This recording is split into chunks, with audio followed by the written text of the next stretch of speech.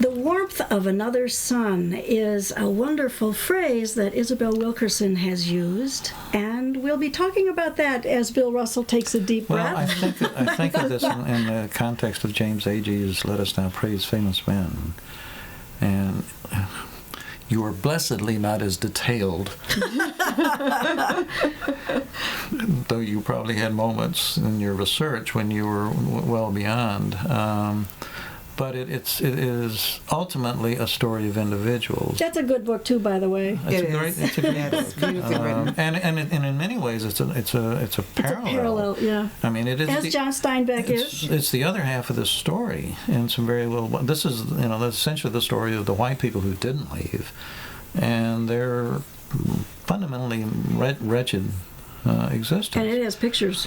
But the important thing, as much as anything, is we tend to get trapped into the great man. We tend to get trapped into the people that get written about. We get trapped into thinking that it's what representative of the world is what we read about in newspapers and watch on television. It ain't true. And reality TV doesn't fix that. No. These are people that I went out to try to find. I spent a year and a half interviewing 1,200. I stopped counting after 1,200 because I was looking for 3 people who would represent the 3 streams of the Great Migration. And they are? They are the East Coast stream, which was from Florida, Georgia, the Carolinas, up to Washington, D.C., Philadelphia, New York, Boston, which is what my family traveled. There was the Midwest stream, which is from Mississippi, Arkansas, Alabama, to Detroit, Chicago, Cleveland, Pittsburgh. That's the Midwest stream. And then the one that very little has been written about because it was the last of the 3, which was from Louisiana and Texas to the West Coast, primarily Los Angeles, Oakland, and Seattle. The first 2 are... Partly, it had to be the case because it didn't have the neat rail link. That's exactly what I was going to say. Everybody knows about the city of New Orleans. Yes. The train. Very few people understand The just how significant the city of New Orleans was. And the train. The train. The train, and actually the city of New Orleans. But that's another story. And literally redefining what we now really think of as Middle America. Mm-hmm. It's more middle than we know. It is. So you were looking for 3 people to represent these 3 streams. You stopped counting at 1,200. Because I would go to each of these cities, in New York, Chicago, and LA, and I would go to senior centers. I would go to AARP meetings. I would go to senior day picnics. I went to Prince Hall Mason meetings. I went to Mass and church for multiple. And mosque?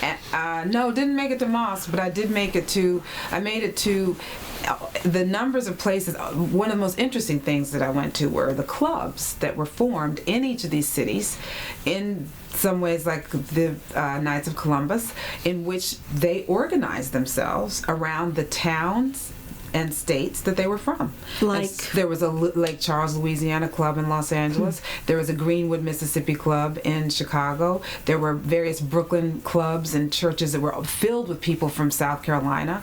So that I went to those too. So I was looking at all different places that I could possibly find people who had migrated to the North and West. And you were looking for older people. Obviously, all of them were senior citizens, because at that point, one of the things that was added to a sense of urgency with this book was that I was on a time clock, and that time clock was inexorable. That was that these people were getting up in years, and I wanted to get to as many of them as I could before it was too late. And they died? Yes, they got sick and died. We were talking about people who were, in essence, at best, the greatest generation, meaning that the first wave would have been World War I.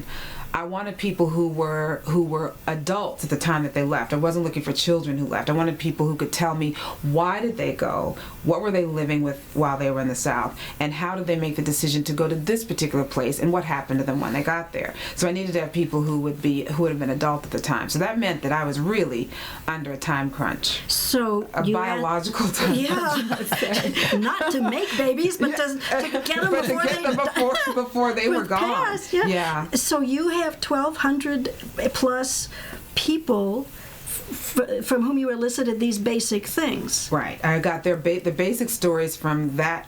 It was more than that, but I stopped counting after 1,200. And it was not that difficult to get to 1,200. I mean, I would go, it was over a year and a half, and I would go to the senior center. There might be 300 people there, and I'd pull aside 20 or 30, and there I had it. And I was going to one after another with each of these trips. So I hope you saved them. I did. I mean, they're saved. Many of them are transcribed. The most important ones are transcribed. And what was the ping with these three? The ping with these three, that's an interesting terminology. I just made it up. I like that. The ping with these three is that they were not perfect and they did not present themselves as being perfect, which makes for a more realistic representation of any protagonist, really, because no one's perfect. Well, you could have picked Jesse Owens. I guess he was gone by then, but yes, you could have picked the Michael Jackson family. You could have picked. You have a long list of people you could have picked, yeah, but well, those you are didn't. The famous people. I didn't want to get caught up in the celebrity of one individual person. I wanted these are people you've never heard of who did an extraordinary thing and did not even view themselves as doing an extraordinary thing. They did what was best for them and their families at the time that they made the decision based on what they knew, and they didn't view themselves as part of a larger movement. They were making the decision that was best for them with the information that they had. And so the ping for me was I needed to have people who all represented a different class. Each of them is different. They have different personalities. They came from different backgrounds and had different outcomes in the cities that they went to. They went to different cities from different parts of the South. So I needed the variety. Through the three of them, you can get a sense of the breadth and the width of this massive movement of 6 million people. And they become representative of that. Did you know when you met them that they were the right ones? I'm one who makes life difficult for myself. Oh, good. So I actually narrowed it down to 30, and then from the 30, I had to figure out now if I put these three together, what will the story feel like for the reader? What will they be learning from these three people? So I needed to find just the right combination of people. Also, I wanted their voices to be really strong. So as you're reading it, you don't even really, at a certain point, you know this is Ida Mae. You know this is George. You know this is Robert. And you care. And you care because you're caught up with them, and they're not perfect. They're real people who accept the flaws that they have and accept who they are. You asked about the ping moment, or how did I know? With Robert Foster, Dr. Foster, who started out as Pershing in the book, and he changed his name. That's also what people do when they migrate sometimes. When I first sat down with him to talk with him, first thing out of his mouth was, "I love to talk, and I am my favorite subject." So that pretty much sealed it for him. I knew he was. Okay. Okay, thank you, Dr. Foster. This is sort of a reporter's dream, isn't it? A reporter's dream. And says you'll never get it all. And you'll never get it all. It's too much. I've seen too much. I've done too much. You'll never get it all. Which is he hooked you then. Exactly. He hooked me. Yeah. And then did you have that same experience with George and Ida Mae? Well, the others, they were subtler characters, as you know. Subtler, takes a little bit more time to learn. Dr. Foster is a character unto himself. I mean, he's a surgeon who gambles, who is a bon vivant. I mean, he's his own character. Well, and Ray Charles wrote a song about him. Ray Charles wrote a song about him. And he's the son of a very famous a son-in-law of a famous African-American educator. Absolutely. So he's a character unto himself. The other two were equally quirky and idiosyncratic, but lovely. For example, Ida Mae, a little girl, dangled over a well at 5 or 6 years old. She was dangled over a well by two young men, two white boys who decided they would have fun and let's just take her and dangle over the well. And nobody cared because she was black and they were white. And she was alone. There was no one to protect her. She was out running an errand for her father, and they saw her there waiting for the blacksmith to finish what he was doing. Well, and no one could protect her in that No one could protect her. Even her father couldn't protect her. If he'd been there. If he'd been there, nothing. And it's that vulnerability and sense of no protection whatsoever, that anything at any moment could happen to you, that they lived with day in and day out. Anything bad could happen to them at any moment. And there'd be no recourse whatsoever. No recourse. She said years later, if they had dropped me, no one would have known. They would never have known what had happened to me. And had they known or found out, nothing would have happened. Absolutely nothing. That's what Jim Crow did. That's what Jim Crow was. That was what it was like to live there. And Well, I have to confess, I fell in love with George. did you? I did. I just thought George was incredible, fabulous, attractive, had some downside to him, but I just thought George was magnificent. He was so strong and so brave, really, to take on the citrus growers when he In Florida. when he recognized that they were being underpaid. He had very little to look forward to in a way because he'd gone to school, but the money ran out, and he could College school. He'd gone to college, but he could not. As you know, his father had other things that he was going to need to do with the money. Money ran out. Couldn't continue going to Florida A&M. There were no white schools in his area that would accept him as a student, and so he had to go back to the citrus groves and pick like anyone else. It was a tremendous come down for someone who had had much higher dreams for himself. Like anyone else black. Like anyone else black. And then when he got there, he realized that they were being cheated on every level. They were being paid 20 cents at best, often less, for an entire box of citrus, whereas that same box was going to go for $4 or so on the open market. They knew that. There's nothing they could do about it. And so he led some work stoppages, particularly during World War II, when there was such a great need for it, because he said, we would like to be able to get this. We think that this takes all this effort. 28 cents they wanted. Exactly.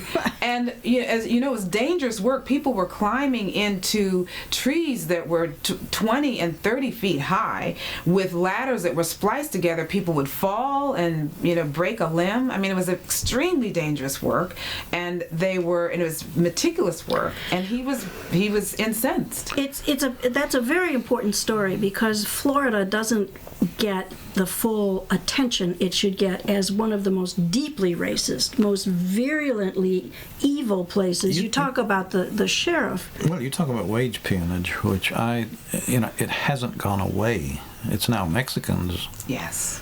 But again, it hasn't gone away in Florida, much less the rest of the world.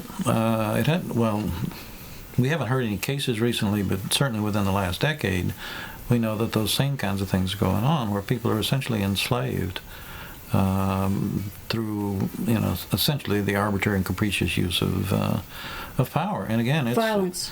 Well, power, and through power, physical power manifested as violence. And this isn't history. These are lessons. I mean, it is history. It is living history. It is things that we still have to deal with. I agree that there are many misconceptions about Florida, and one of the things that shocked me was I didn't realize that it was not. There are two waves of Confederacy, of the states joining the Confederacy, and Florida was not in the second wave. It was not the last to join the Confederacy. It was the third state in the first wave. There was South Carolina first, Mississippi, and then Florida. There was no question in the minds of the leadership in Florida where it stood. And yet over time, it's become such a place of, a playground for people that people have forgotten. During the Civil Rights Movement, it was probably as feared as Mississippi's Parchment Prison.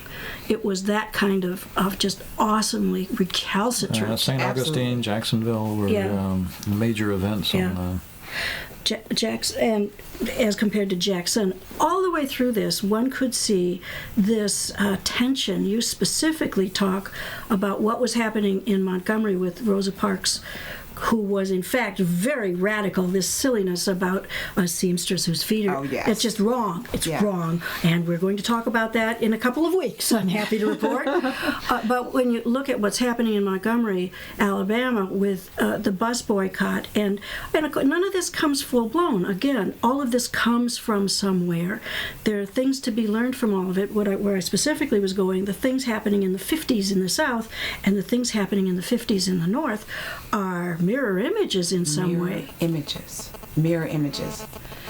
In the case of Florida, one of the worst one of the earliest casualties of the pre-civil rights movement was the death of Harry T. Moore, a person that we all should know, and very few people have even heard of him. I hadn't heard of him before going in. And not to go too long in his story, but he essentially was working as a civil rights worker, pre-civil rights worker, trying to get people to register to vote when they really were not permitted to, and to get higher wages for teachers. I expressed to you the huge gap in pay. And for doing that, his life was in danger. He ended up not being able to get gas where he might have liked to. They would not permit him to stop and get food. He ended up having to, he was a churchly, conservatively dressed man in a starched suit, very quiet, soft-spoken teacher who actually lost his job as a result of all of this. And he became a target for all of these forces that felt quite threatened by what he was doing. And he ended up being murdered on Christmas Day, which was also his anniversary. He and his wife there was a bomb that was placed under their bed in 1951, and very few people know about this. There's so much that we can learn and enjoy the process with Isabel Wilkerson's wonderful book, Magisterial. I've been waiting to say that. The Warmth of Other Suns. We're going to be right back. Be with us.